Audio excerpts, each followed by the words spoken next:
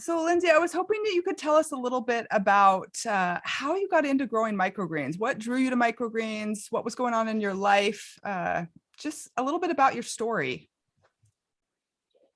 So what kind of first got me interested in growing microgreens was actually the fact that the off season for vegetables has been so awful.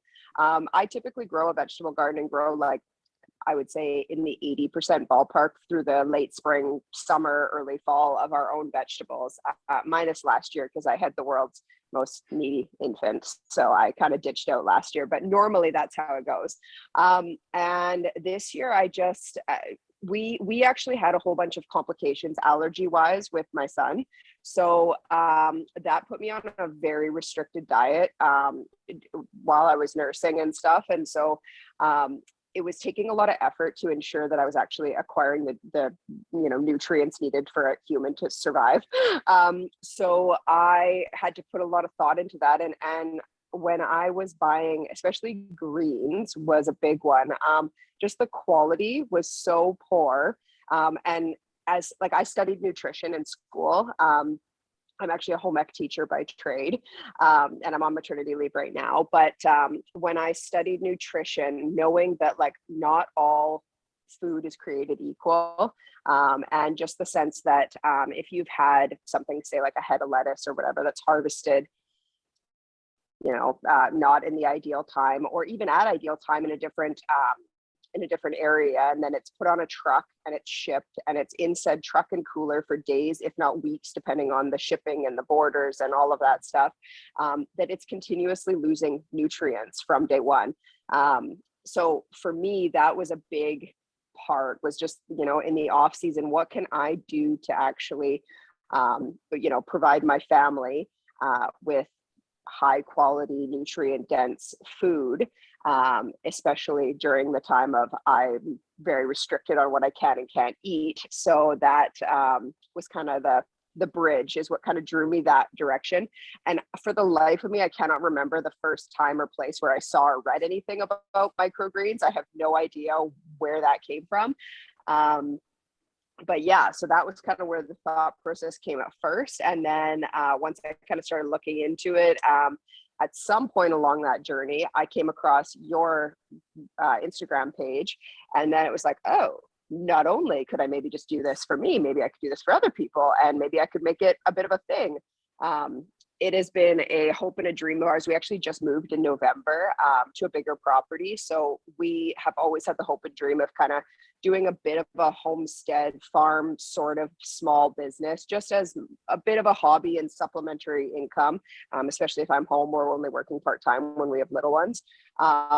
So that was kind of like, ooh, this could be the shoulder crop for us, because if I'm growing and even just, farm stand style selling vegetables through the growing season, there's nothing through the winter months other than eggs, and which we do have chickens and sell eggs and stuff, but that's one thing, right?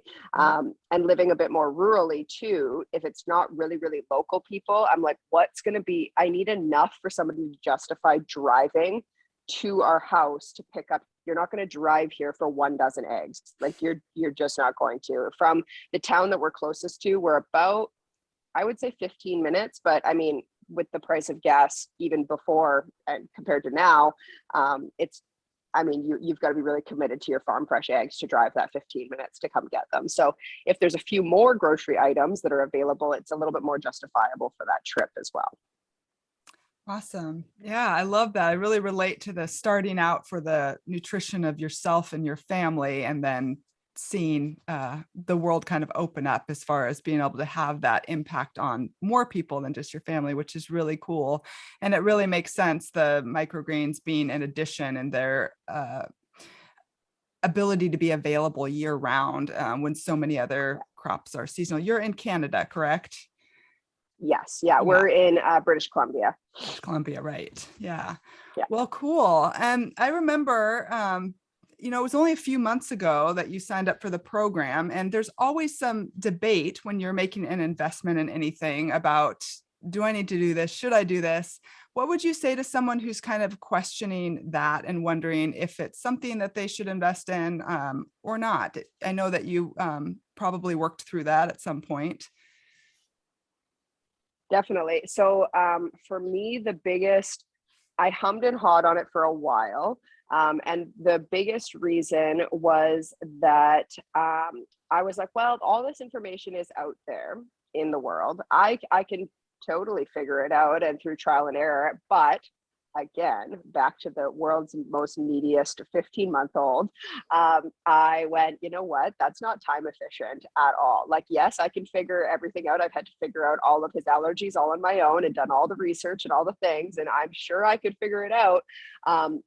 But instead of sleuthing through, thousands of people's opinions or, hundreds of different versions of you should do this or you should do this or try this method, or instead I could go off of your program, which at least would mainstream my learning. So, I mean, sure, maybe there might be one or two things here or there that I may differ from what you did just due to my growing environment and whatever, but at least I had a complete starting point. And that being said, so far, I've pretty much followed your program to the T and everything's been kosher. So I haven't really had to change much. I've moved my my growing cycle slightly longer than the 10 days. I've noticed a bit of success with that, but that's been my only adjustment so far. So Awesome. yeah, I would say to anybody who's considering, like, I would say that if you are crunched for time, which I don't know anyone who isn't in the world these days. So if you're crunched for time or you're wanting to streamline this as fast as possible because you're hoping to especially make some money doing so, this would be the most efficient use of your time. Yes, it is a chunk of money, and I was a little bit hesitant on that. But at the same time, like, time is money. So, if it took me 6 months to figure all this out versus actually being able to get product out and going and functioning within less than 3 months, then, that to me is a really good use of my time and money. Absolutely. That's really a huge reason why I put the program together, is to help people to find success sooner, because ultimately once you start making money sooner, you're going to pay for the cost of that program. And some of us need just that framework and that kind of kick to get going. You've invested in it now, you are committed, you are telling yourself, yes, I'm really doing this. So thank you so much for sharing sharing your story. I'm really excited to see what you're doing with your business. Thanks.